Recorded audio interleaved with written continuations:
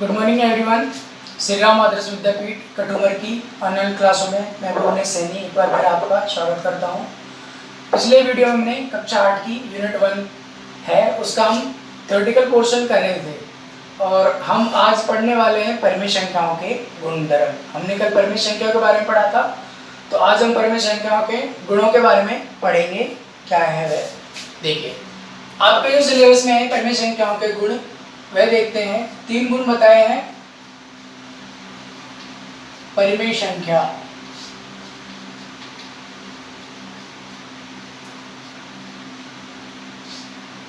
के गुण। तो पहला गुण हमारा क्या दिया है भाई? पहला गुण है समृद्ध, ठीक है। दूसरा क्रम विनिमयता,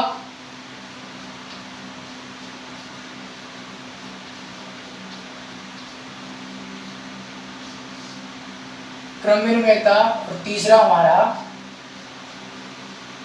साहचर्य या फिर भाई इसको हम कभी कभार सहचारिता भी बोल देते हैं। ये 3 गुण हैं, इनके बारे में हमें पढ़ना है। इसी के अंतर्गत हम ये भी सीख लेंगे कि परिमेय संख्याओं के जोड़ गुणा बाकी कैसे करते हैं। तो सबसे पहले हम समृद्धता पर चलते हैं। समृद्धता क्या होती है, समृद्ध गुण के बारे में देखेंगे हम, ठीक है। तो देखिए भाई, समृद्ध का मतलब क्या होता है? समृद्ध को हम अंग्रेजी में बोले तो क्लोज्ड बोलते हैं। यानी आप ऐसा मान के चलिए आपका कोई घनिष्ठ मित्र है, ठीक है। जैसे देखो, मैं एक संख्या लेता हूं 12, ठीक है। एक मैंने लिया 2, ठीक है। तो 12 के बारे में आपकी राय क्या है कि यह कौन सी संख्या है? एक परिमेय। देखो 12 क्या है? हमारी प्राकृत संख्या भी है, पूर्ण भी है, पूर्णांक भी है, और क्या है? हमारी परिमेय संख्या भी है। सेम 2 भी है, ऐसी हमारी पूर्ण, पूर्णांक और परिमेय संख्या भी है।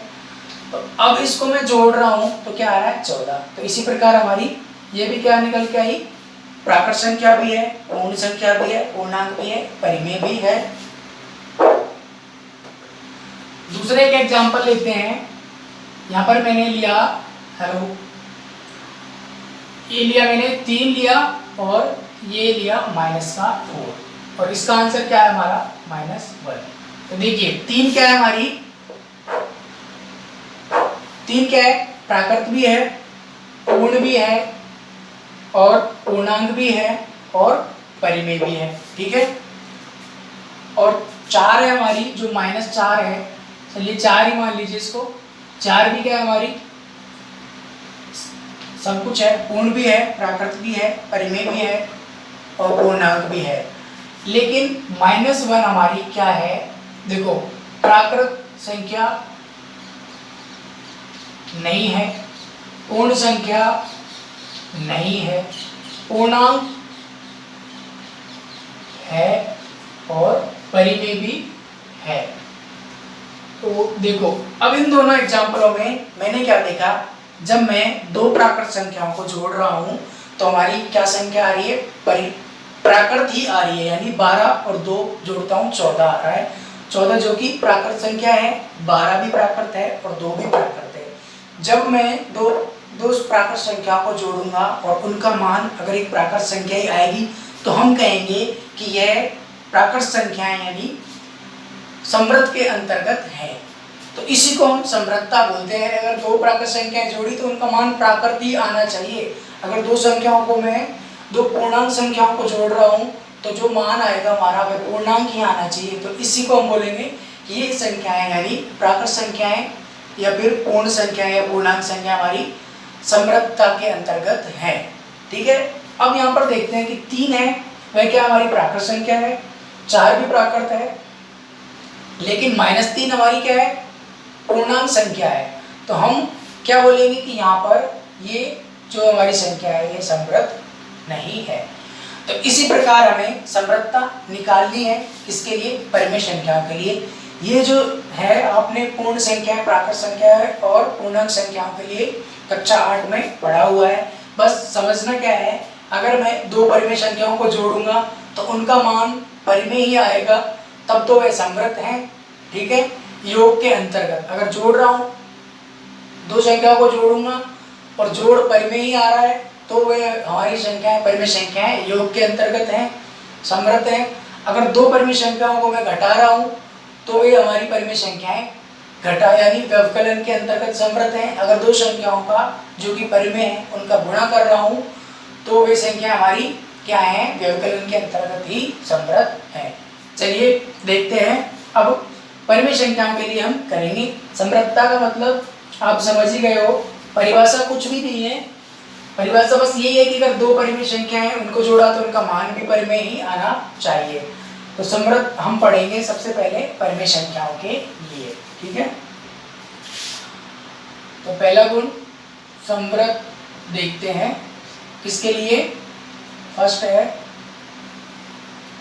ए लिख लीजिए, जोड़ के लिए। ठीक है, चलिए यहाँ से 1/2 प्लस 1/2 क्या है, हेलो, 1/2 हमारी परिमेय संख्या है, उसके साथ मैंने ले लिया 3/4। ये भी क्या है, हमारी परिमेय संख्या को मैं क्या लिख देता हूँ, रैशनल नंबर, और ये भी रैशनल, r प्लस r। ठीक है, अब देखो इसको हम सरल करेंगे, सरल करना आपको आता ही है कैसे, 2 और 4 का लैसे लेंगे, लैसे कैसे लेते हैं, इनके गुणनखंड करेंगे, 2 से भाग देंगे एक बार, ये 2 बार जाएगा, फिर वापस 2 का भाग देंगे, एक तो एक ही रहेगा और ये भी एक हो जाएगा हमारा। तो हमारा लैसे क्या आ गया, LCM या फिर लैसे पे, लघुत्तम समापवर्त्य क्या आ गया हमारा, 2 गुणा 2 बराबर 4। तो लघुत्तम लेंगे, उसको हम यहाँ पर जमाएंगे। अब देखो जोड़ते कैसे हैं, 2 का भाग देना है हमें, यानी इसके हर का भाग इस हर में देना है। 2 का भाग में 4 में दूंगा तो कितनी बार जाएगा, 2। इसको यहाँ पर लिखूंगा और गुणा करना है मुझे इस संख्या से, और प्लस का चिन्ह ऐसे कैसा जाएगा। अब वापस देखिए, इसके इस वाली संख्या के हर का भाग इसके हर में देना है, 4 का भाग 4 में दूंगा कितनी बार, 1 बार, और इसका गुणा किससे करना है मुझे, इसके अंश से करना है। ठीक है, तो क्या आएगा हमारा 2 + 3/4 यानी 5/4। अब देखिए ये परिमेय संख्या, ये भी परिमेय संख्या और यह भी परिमेय संख्या, तो हम क्या कहेंगे, परिमेय संख्याएं योग के अंतर्गत समृद्ध होती हैं। तो यहाँ पर लिख देंगे परिमेय संख्या योग के अंतर्गत समृद्ध है। ठीक है भाई, चलिए दूसरे नंबर पर हम देखते हैं घटाव या फिर व्यवकलन भी बोल देते हैं। 3/6 में से मैं घटाता हूँ 3/9। ठीक है, ये भी परिमेय है, ये भी परिमेय है, परिमेय संख्या है, ये भी हमारी परिमेय संख्या है। तो देखो साथ में हमने यहाँ पर क्या देख लिया, समृद्धता भी देख रहे हैं और उनके जोड़ गुणा बाकी भी हम देख रहे हैं। तो वापस से लघुत्तम लेंगे 6 का और 9 का। देखिए 2 का भाग जा रहा है कितने बार, 3 बार, लेकिन इसमें नहीं जाएगा तो हम इसको ऐसे कैसे उतार लेंगे। अब देखिए 2 का भाग नहीं जा रहा किसी में भी, तो हम 3 का भाग देंगे, 3 एकम, ये क्या है, भाजकता के नियम है, 3 का भाग 1 बार जाएगा, ये 3 बार जाएगा। वापस देखिए 3 का भाग 1 तो है ही, यहाँ पर भी 1 बार। तो हमारा LCM यानी लघुत्तम समापवर्त्य क्या आ जाएगा, 2 गुणा 3 गुणा 3 बराबर 3 × 9, 9 दूनी 18। तो लघुत्तम हमारा 18 आ गया। अब देखो वापस से 6 का भाग देंगे हम 18 में, 6 कम 6, 6 दूनी 12, 6 तिया 18, और 3 का गुणा फिर हमें किससे करना है, इस 3 से करना है, और इस बार क्या हमें माइनस यानी घटाना है। वापस से देखिए इस संख्या का इसके हर का भाग इसके हर में देंगे, 9 दूनी 18, फिर इस 3 का हमें गुणा से करना है। चलिए 3 तिया 9 - 2 ये 6/18। तो यहाँ पर क्या आ गया, 3/9 18 बराबर 1/6। इसको मैं काट दूंगा इससे। तो यहाँ पर भी हम क्या बोल सकते हैं, देखो क्या है हमारी, ये परिमेय संख्या है, ये परिमेय संख्या है। दो परिमेय संख्याओं को मैंने जोड़ा तो भी वे भाग्य यानी जोड़ के अंतर्गत समवृद्धि। अब दो परिमेय संख्याओं को मैंने घटाया है तो वे क्या है भाई, किसके अंतर्गत समवृद्ध हैं, घटाव के या व्यवकलन के अंतर्गत समवृद्ध हैं। तो हम यहाँ पर भी यही लाइन सेम लिख देंगे, परिमेय संख्याएं व्यवकलन, व्यवकलन का मतलब घटाव के अंतर्गत समवृद्ध है। ठीक है, चलिए अब देखते हैं, हम गुणा के लिए देखते हैं कि भाई ये गुणा के अंतर्गत समवृद्ध है या नहीं। तो तीसरे नंबर पर गुणा देखते हैं और परिमेय संख्या लेते हैं। इस बार हम भाई एक प्लस की लेंगे, एक माइनस की लेंगे। -6/18 इंटू 7/-3।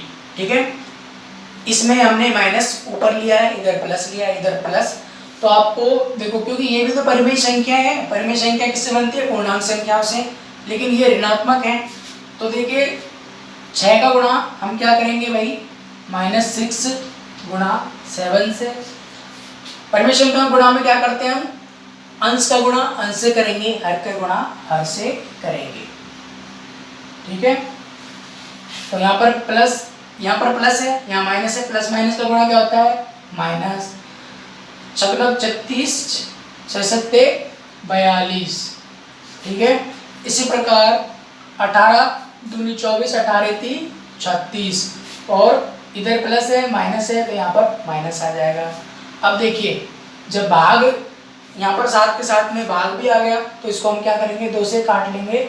2 दूनी 4 और 2 एकम 2, यानी 21 दूनी 42, 2 एकम 2 और 2 अट्ठे 16। ठीक है, माइनस का है, इधर भी माइनस है तो माइनस से माइनस कट जाएगा। वापस देखिए 3 सत्ते 21 और 3 छिकी 18। तो ये भी हमारी क्या है भाई, परिमेय संख्या है, ये भी परिमेय संख्या है, यानी रैशनल नंबर है, परिमेय संख्या और परिमेय संख्या। आर हमारा क्या है भाई, परिमेय है, तो सब जगह लिख लेना, आर लिख लेना या फिर परिमेय परिमेय परिमेय लिख देना। तो हम क्या कर देंगे कि परिमेय संख्याएं गुणा के अंतर्गत भी क्या है, वापस से ये सेम लाइन लिखनी है, गुणा के अंतर्गत। ठीक है, गुणा के अंतर्गत समवृद्ध हैं। चलिए गुणा तक हमने देख लिया, अब हम देखेंगे डी, भाग के लिए देखते हैं कि भाग के अंतर्गत परिमेय संख्याएं समवृद्ध हैं या नहीं।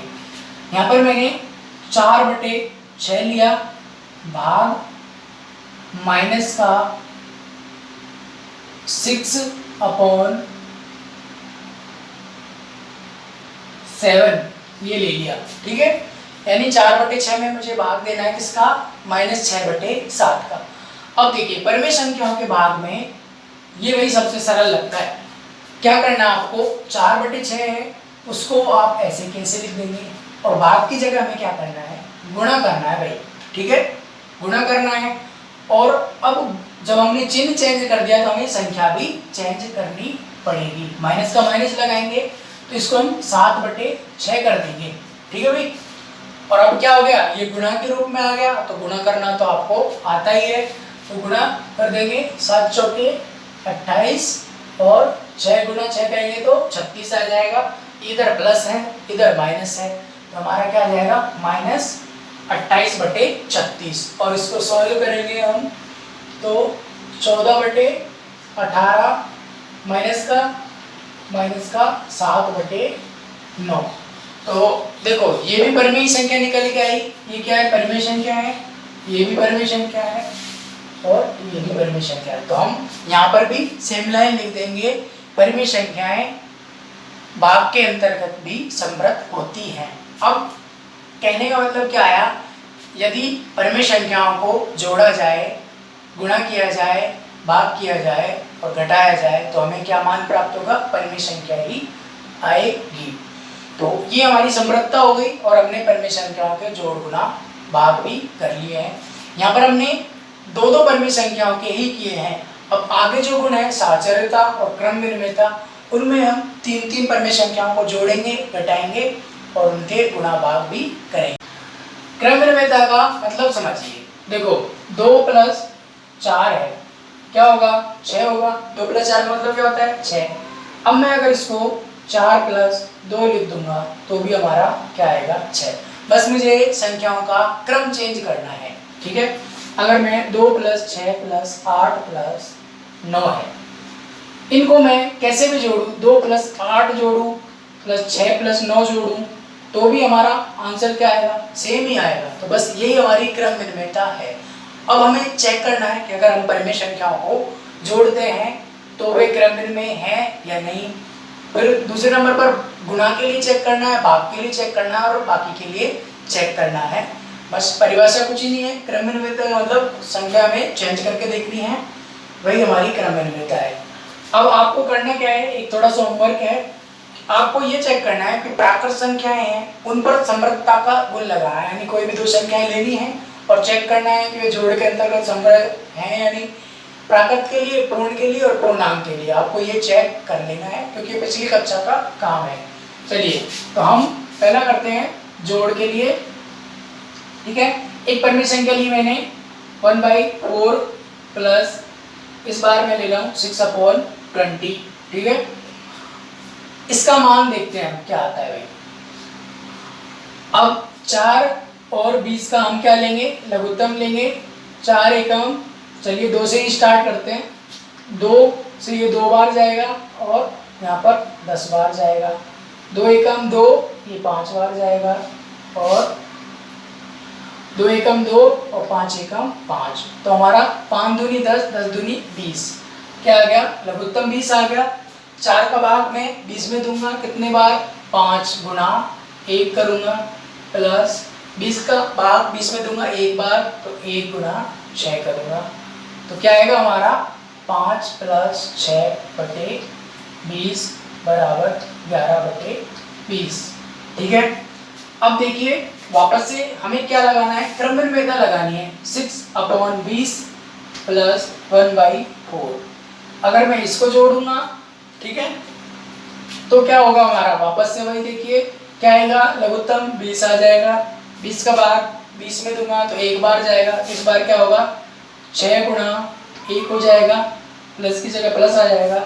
4 का भाग 20 में देंगे, कितने बार जाएगा, 5 बार, और 5 का गुणा हमें इसके अंश से करना है। तो 6 + 5/20 बराबर 11/20।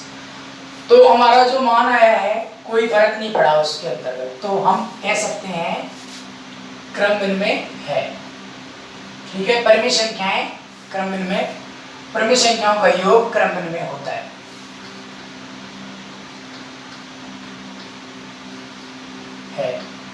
अब देखिए क्रम विनिमय हमने योग के लिए परिमेय संख्याएं चेक कर ली। दूसरे नंबर पर देखते हैं व्यवकलन। क्या परिमेय संख्याएं अगर हम घटाते हैं तो भी क्रम विनिमय होती हैं। चलिए ये हमने लिया 2/10 माइनस, ठीक है, परिमेय संख्या, चलो इसको मैं माइनस में ले लेता हूँ। -2/10 में से क्या घटा रहा हूँ मैं, -6/5, ठीक है, ये मुझे घटाना है, ठीक है। अब दूसरी तरफ मैं क्या करता हूँ, चलो इसको घटाते हैं, तो घटाते हैं तो क्या आता है, चलो माइनस का 2/, कोष्टक हटाते हैं पहले, -2/10 माइनस का गुणा माइनस से करेंगे तो ये क्या हो जाएगा, +6/5, ठीक है भाई। इसको हम घटा रहे हैं, एलसीएम क्या आ जाएगा, देखो एलसीएम आप कैसे लेते हो, 10 गुणा 5 है। तो कभी कभार क्या होता है कि दो संख्या है, एक संख्या का बड़ी संख्या में भाग चला जाता है, तो वह बड़ी संख्या ही हमारी क्या हो जाएगी, एलसीएम हो जाएगी। तो यहाँ पर 10 हमारा लघुत्तम समावर्त्य आ गया। 10 का भाग 10 में देंगे, 1 बार जाएगा, तो -2 गुणा 1 है और यहाँ पर प्लस है। 5 का भाग 10 में देंगे, 2 बार जाएगा, 2 गुणा 6। तो इसको सॉल्व करेंगे, -2 + 12/10, 12 में से क्या जाएंगे, 10 जाएंगे। प्लस माइनस की संख्याएं घटेंगी, यानी असमान संख्याएं असमान चिन्ह घटते हैं और बड़ी संख्या का चिन्ह आता है। या फिर आपको सीधा भी दिख रहा है, 12 में से 2 जाएंगे तो 10 बचेंगे, 10/10 यानी 1/1 भी लिख सकते हैं। तो यहाँ पर क्या आया, एक आंसर आया। अब देखिए, अब क्रमनिर्भरता लगाते हैं। मैं क्या बोल रहा हूँ, -6/5 है, ठीक है। इसमें से मुझे क्या घटाना है, माइनस का 2/10। क्रमनिर्भरता में क्या था, बस क्रम ही तो चेंज करना है। ये घटाओ तो ऐसे कैसे रखना है, ये संख्या आगे रखनी है और ये पीछे रखनी है। अगर हमारा आंसर सेम आएगा तो क्रमनिर्भरता लागू होगी, अन्यथा क्रमनिर्भरता लागू नहीं होगी। चलिए वापस से 10 हमारा लघुत्तम आ जाएगा, 5 दूनी 10, तो 2 गुणा माइनस का 6, ठीक है। इधर माइनस 10 एकम, 10 में भाग देंगे 10 का एक बार, 1 गुणा माइनस का 2, ठीक है। चलिए देखते हैं, माइनस के 12, 6 गुणा 2 करेंगे तो, और यहाँ पर ये प्लस है ये माइनस है, तो प्लस का 2/10। इस बार क्या हुआ, देखो -12 में से प्लस के 2 घटेंगे, यानी असमान चिन्ह है तो घटेंगे, ये तो पक्का ही है। 12 में से 2 जाएंगे तो 10 बचेंगे, लेकिन बड़ी संख्या का चिन्ह आता है। तो इस बार हमारा क्या आया, -1/1। तो आंसर हमारा सेम नहीं है, तो हम कहेंगे कि क्रमनिर्णय परिमेय संख्या क्रमनिर्णय नहीं होती है। तो यहाँ पर लिख देंगे क्रमनिर्णय नहीं है। अब देखो, ये आपको पता है, लेकिन फिर भी हम क्यों कर रहे हैं, क्योंकि इस पर क्वेश्चन आ जाएंगे। आपको बोलेगा कि अगर हम 2 परिमेय संख्याओं को घटाएं, उन पर क्रमनिर्णयता का नियम लगाएं, तो क्या वे क्रमनिर्णय है या नहीं, या फिर उनके उत्तर समान होंगे या नहीं। तो ऐसे कुछ क्वेश्चन आपको यहाँ से निकाल लेगा।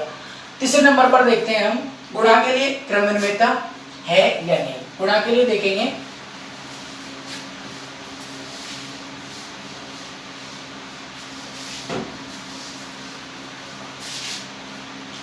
तीसरे नंबर पर था गुणा।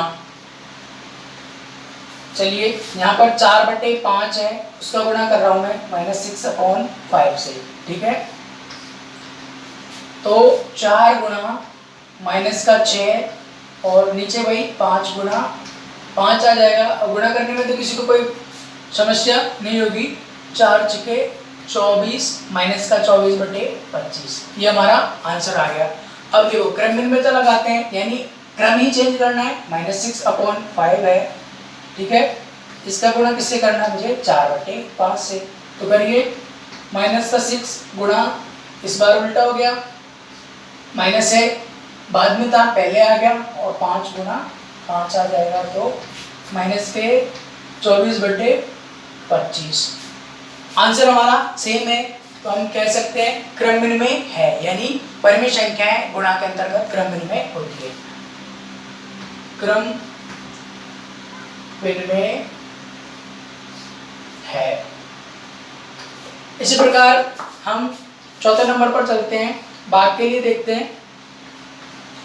देखो 4/5 है, उसमें भाग दे रहा हूं मैं 7/8 का, ठीक है। 4/5 में मैं भाग दूंगा किसका, 7/8 का। तो भाग के लिए हमने क्या बताया था भाई, 4/5 है, ठीक है।